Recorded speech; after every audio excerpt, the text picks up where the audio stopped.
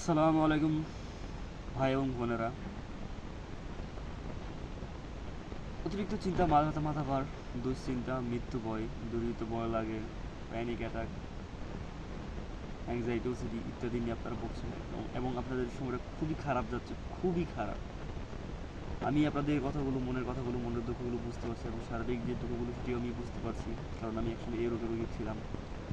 আলহামদুলিল্লাহ আমি এখান থেকে সুস্থ হয়েছি অনেকটাই, আর আমি আপনাদেরকে পরামর্শ দিচ্ছি কীভাবে আপনারা এখান থেকে রিকভার হবেন বা সুস্থ হবেন। তো একটু কাছে নিয়ে কথাটা বলি, কারণ মাইক্রোফোন একটু সমস্যা, তার ভালোভাবে বোঝা যায় না আর কি কথাগুলো, এই জন্য আর কি। অ্যাংজাইটি অ্যাংজাইটি মূলত প্রথমত বুঝতে হবে যে এটা কি, কারণ অনেক বছর ট্রামার মধ্যেই মানসিক অশান্তিতে বা নেগেটিভ চিন্তা করতে করতে বিভিন্ন অশান্তিতে থাকতে থাকতে এই জিনিসটা হয় আর কি।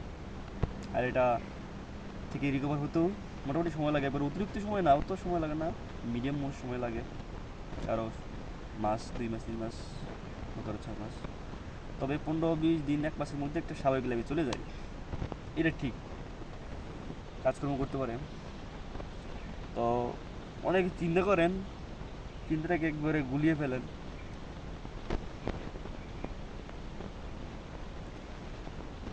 তো এটা হচ্ছে গিয়ে কথা, যে আপনাদের যতই চিন্তা আসুক, এগুলো আপনাদের চিন্তা শুধু, এর বাইরে কিছু না। আপনাদের চিন্তা আসবে, চিন্তা যাবে, কিন্তু যে সমস্ত চিন্তা আপনাদের 0% ক্ষতি করে, ওই সমস্ত চিন্তাকে আপনার 0% ভয় পাওয়াই উচিত, কারণ ওইগুলো তো কোনো কার্যকারিতা নাই। আপনাদের এত বছর ধরে, এত মাস ধরে আস্তে আস্তে চিন্তা, কিন্তু ওই চিন্তাগুলো না কাজ করতে পারে না। তাহলে কেন আপনি এই চিন্তাগুলোকে ভয় পাবেন? চিন্তাগুলোকে মোকাবেলা করবেন সঠিক বুঝ দিয়ে, এর সাথে যুদ্ধ করবেন না, চিন্তার সাথে কোনোভাবেই যুদ্ধ করবেন না।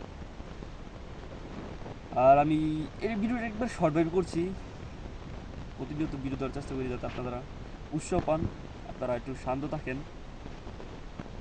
এই আর কি। তো আজকে এতটুকুই, পরবর্তীতে আরও বড় করে ভিডিওগুলি আপলোড করবো, আমি বোঝানোর চেষ্টা করবো। তো আজকে একটু সময়টা আমি কম দিতে পারছি, এই জন্য দুঃখিত।